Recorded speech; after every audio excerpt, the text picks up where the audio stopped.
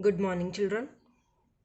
In our last class, we have read chapter number 10, that is Environment and Pollution, means पर्यावरण और प्रदूषण, और हम इसकी बैक एक्सरसाइज भी कर चुके हैं एक्सेप्ट क्वेश्चन आंसर्स, राइट। तो हमारे क्वेश्चन आंसर रहते हैं इस चैप्टर के, बाकी हमारी एक्सरसाइज कंप्लीट हो चुकी है। Today we are going to do question answer of this chapter. So before doing these question answers, read this chapter again, right? तो स्टूडेंट्स, इस चैप्टर में हमने ये स्टडी की कि प्रदूषण कहाँ से आता है और प्रदूषण कितने तरह का होता है। प्रदूषण 3 तरह का होता है: वायु प्रदूषण, जल प्रदूषण और ध्वनि प्रदूषण। इसी के बेसिस पे हमने क्वेश्चन आंसर करने हैं आज। So let us start. So students, open your Hindi book on page number 64। Tick the question number 2। निम्नलिखित प्रश्नों के उत्तर लिखिए। Write down date and day on question number 2, right. So students, understand these questions carefully as these little bit difficult. तो इन questions को आपने अच्छे से अंडरस्टैंड करना है, राइट। फर्स्ट क्वेश्चन इज क किन चीजों के बिना हम जीवित नहीं रह सकते। तो हमने इस चैप्टर में रीड किया था कि वो कौन सी चीजें हैं जिनके बिना हम जीवित नहीं रह सकते। वायु मीन्स हवा, जल पानी और भोजन के बिना हम जीवित नहीं रह सकते। कौन सी 3 चीजें हैं? वायु, जल और भोजन, इसके बिना हम जीवित नहीं रह सकते। ख ऑक्सीजन हमारे जीवन के लिए क्यों आवश्यक है? आवश्यक मीन्स जरूरी। तो ऑक्सीजन हमें क्यों चाहिए? क्योंकि जो ऑक्सीजन है वो हम उसको ग्रहण करते हैं पर्यावरण से, वायु में से। अगर वायु में ऑक्सीजन न हो तो वायु हमारे लिए किसी काम की नहीं। तो ऑक्सीजन का हमारे लिए क्या इम्पोर्टेंस है? ऑक्सीजन क्या करती है? हमारे अंदर जाती है बॉडी के, तो अंदर जाकर वो भोजन के साथ मिक्स होती है। तो भोजन के साथ जब मिक्स होती है तो एक केमिकल रिएक्शन करती है, रासायनिक क्रिया करती है, जिसके कारण वो ब्लड में मिलती है, फिर भोजन को हमारी बॉडी के पार्ट्स तक पहुंचाती है, राइट। So understand it. क्योंकि ऑक्सीजन भोजन के साथ रासायनिक केमिकल रिएक्शन करके रक्त मीन्स ब्लड में मिलकर सभी अंगों मीन्स बॉडी पार्ट्स को भोजन पहुंचाती है। तो ये ऑक्सीजन का ही काम है जो हमारी बॉडी में अंदर जाकर भोजन के साथ मिक्स होती है, भोजन के साथ एक केमिकल रिएक्शन करती है। मीन्स केमिकल रिएक्शन मीन्स क्या है कि एक रसायन पैदा करती है। वो हमने ईवीएस में भी स्टडी किया था कि केमिकल रिएक्शन क्या होता है। तो फिर ब्लड में मिलती है और भोजन को हमारे बॉडी पार्ट्स तक पहुंचाती है, राइट। नेक्स्ट ग कार्बन डाइऑक्साइड कहाँ बनती है? वायु प्रदूषण से कौन से रोग पैदा हो जाते हैं, कौन सी डिसीजेस लगती हैं? तो कार्बन डाइऑक्साइड कहाँ पैदा होती है? कार्बन डाइऑक्साइड फैक्ट्रियों और कारखानों से, मोटर वाहनों से, रेल इंजनों से और स्टोव चूल्हों से निकलने वाली गैसों से बनती है। अंडरस्टैंड दिस पॉइंट अगेन कि कार्बन डाइऑक्साइड कहाँ बनती है? फैक्ट्रियों और कारखानों से, मोटर वाहनों से, रेल इंजनों से और स्टोव चूल्हों से निकलने वाली गैसों से बनती है। और नेक्स्ट क्वेश्चन है इसका, वायु प्रदूषण से कौन से रोग पैदा हो जाते हैं? तो इसका क्वेश्चन मैंने ग पार्ट मैंने नीचे लिखा है, लास्ट लाइन है, वायु प्रदूषण से श्वास मीन सांस का, हृदय का हार्ट का, फेफड़े लंग्स का और पेट के स्टमक के रोग पैदा हो जाते हैं। वायु प्रदूषण से श्वास, आप सांस भी लिख सकते हो, हृदय, फेफड़े और पेट के रोग पैदा होते हैं। क्लियर? तो ये क्वेश्चन इसके साथ ही है, लेकिन बुक में स्पेस नहीं थी, इसलिए आप भी ग पार्ट डाल के इसको नीचे लिख सकते हो, लेकिन नोटबुक में जब आपने नोट करना है तो इसका आंसर इकट्ठा ही नोट करोगे। क्लियर? घ, प्रदूषण कहाँ से आता है, अपने शब्दों में लिखिए।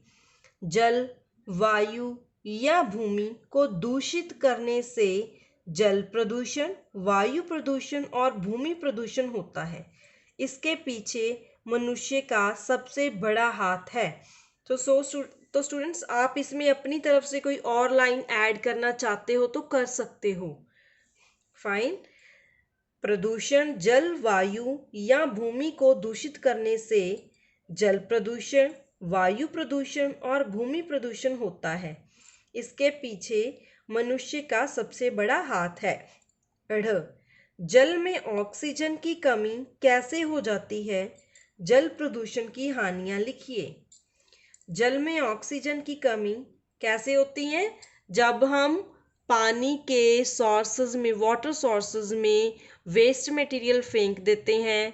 जैसे फैक्ट्रियों का वेस्ट मटेरियल पानी में चला जाता है। फैक्ट्रियों का वेस्ट मटेरियल क्या होएगा जो पानी में फेंकते हैं, केमिकल। जहाँ जिन फैक्ट्रीज में केमिकल यूज़ होते हैं तो वो फैक्ट्रीज वेस्ट केमिकल्स को क्या कर देती हैं, रिवर में फ्लो कर देती हैं। तो जिसके कारण जो रिवर का वाटर है वो क्या होता है, पल्यूट होता है। राइट? तो किसी भी तरह की कोई भी वेस्ट चीज को पानी में नहीं फेंकना। जल में ऑक्सीजन की कमी, जल में व्यर्थ मीन्स वेस्ट, पदार्थ मीन्स मटेरियल, व्यर्थ पदार्थ फेंकने से आती है।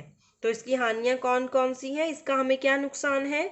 फर्स्ट पॉइंट है मानव मीन्स मनुष्य, स्वास्थ्य मीन्स हेल्थ। राइट? मानव स्वास्थ्य बिगड़ता है। सेकंड, जल जीवन भी विनाश की ओर जाता है। जल जीवन क्या होगा, तो जल में रहने वाले जीव हैं उनको भी सांस लेने में प्रॉब्लम होती है। क्लियर? इसलिए मानव के लिए भी ये हानिकारक है, जल के जीवों के लिए भी विनाशकारी है। राइट? तो दो हानियां लिखी हैं, तो आप और भी लिख सकते हो, लेकिन मिनिमम आपको 2 ही लिखनी है। फर्स्ट, मानव स्वास्थ्य बिगड़ता है। सेकंड, जल जीवन भी विनाश की ओर जाता है। Clear? Now next question is on page number 65। च, ध्वनि प्रदूषण क्या है, इसकी हानियां लिखिए। तो ध्वनि प्रदूषण क्या था, हमारे कान कितने डेसिबल साउंड सुन सकते हैं, 50 डेसिबल। तो अगर 50 डेसिबल से ज़्यादा साउंड है तो वो ध्वनि प्रदूषण हो जाता है। लेट अस डू, तेज ध्वनि मीन्स 50 डेसिबल से ज़्यादा। तो ये 50 डेसिबल ये है कि हमारे जो कान है वो इतनी सहन कर सकते हैं, इससे ज़्यादा हो जाए तो बहुत सारी प्रॉब्लम्स फेस करनी पड़ सकती हैं। तेज ध्वनि मीन्स 50 डेसिबल से ज़्यादा ध्वनि प्रदूषण को है, ये के नहीं है, को जन्म देती है। राइट? हानियां, पहली फर्स्ट है शरीर की कार्य कुशलता, काम करने की शक्ति कम होती है। सेकंड, बच्चों के बोलने की क्षमता के विकास में बाधा आती है। बाधा मीन्स रुकावट। लिसन अगेन, तेज ध्वनि 50 डेसिबल से ज़्यादा जो ध्वनि है वो ध्वनि प्रदूषण को जन्म देती है। हानियां, शरीर की कार्य कुशलता कम होती है। सेकंड, बच्चों के बोलने की क्षमता के विकास में भी बाधा आती है। राइट? नेक्स्ट छ पार्ट है, पेड़ पौधे क्या ग्रहण करते हैं और क्यों।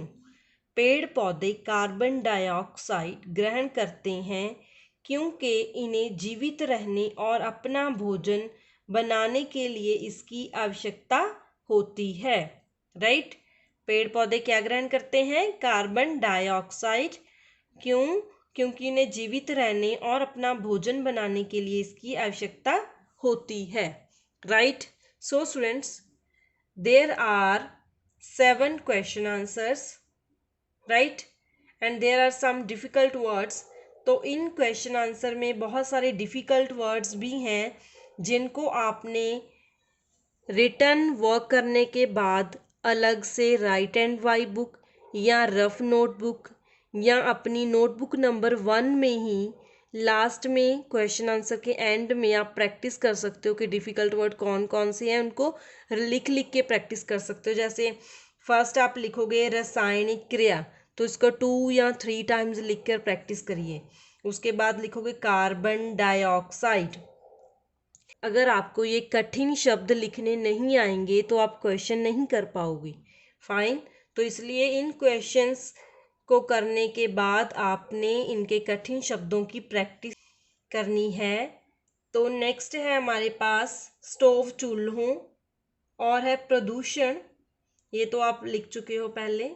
ऑक्सीजन, कार्बन डाइऑक्साइड, रासायनिक क्रिया, ध्वनि, ये ऐसे वर्ड हैं जो थोड़े से डिफ़िकल्ट हैं। आवश्यकता, क्लियर। सो इनकी रिटर्न प्रैक्टिस करिए और फिर इन क्वेश्चन आंसर्स को लर्न करके अपनी नोटबुक नंबर 1 में नोट करोगे। फाइन, सबसे पहले आपने क्वेश्चन आंसर अपनी बुक में नोट करने हैं, उसके बाद आपको होमवर्क में मिलेंगे कि क्वेश्चन आंसर्स को आपने अपनी नोटबुक नंबर 1 पे नीटली नोट करना है, राइट। और students move to page number 61. There is a picture of 3 types of pollutions: air pollution, water pollution and noise pollution. So students, आपने इन तीनों पोल्यूशन पर आपको इन तीनों प्रदूषण पर एक प्रोजेक्ट रेडी करना है जो कि 3D प्रोजेक्ट चाहिए, 3 डायमेंशन होनी चाहिए उस प्रोजेक्ट की। तो आप एक कार्डबोर्ड लेके उसके 3 पार्ट्स करोगे, उन पर पहले पोर्शन में शो करोगे एयर पोल्यूशन, सेकंड में वाटर पोल्यूशन और थर्ड में नॉइस पोल्यूशन, राइट। और इस प्रोजेक्ट को आपने अच्छे से प्रिपेयर करना है, इसके आपके मार्क्स लगेंगे और इसको आपने प्रेजेंट करना होगा जब हमारा शो एंड टेल कंपटीशन होगा, शो एंड टेल एक्टिविटी होगी, राइट। तो आपके जो भी प्रोजेक्ट आ रहे हैं किसी चैप्टर में या पहले थे, तो आप जैसे मैथ्स के 3D प्रोजेक्ट थे तो आप उनको रेडी करके रखिए ताकि जब भी आपका कंपटीशन हो आप उनको यूज़ कर सको, राइट। तो ये प्रोजेक्ट पॉल्यूशन पर आप आफ्टर दिवाली सबमिट करवा सकते हो, लेकिन इसकी प्रेपरेशन आप डेली कर सकते हो।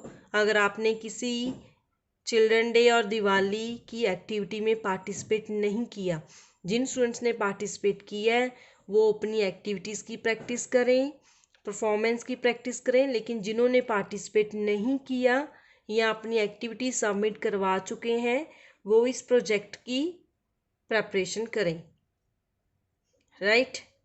तो आप और हेल्प ले सकते हो, यूट्यूब से, नेट से सर्च कर सकते हो कि और कौन से आइडियाज़ हैं जिन पे आप बहुत अच्छा प्रोजेक्ट बना सकते हो इसी प्रोजेक्ट को लेके, राइट।